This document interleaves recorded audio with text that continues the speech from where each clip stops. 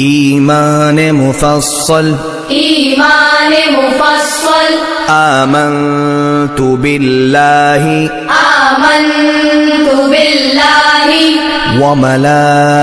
وملائكته وكتبه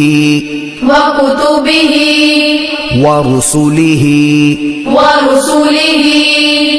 واليوم الآخر والقدر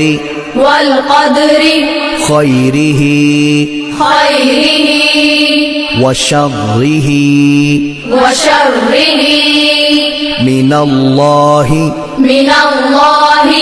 تعالى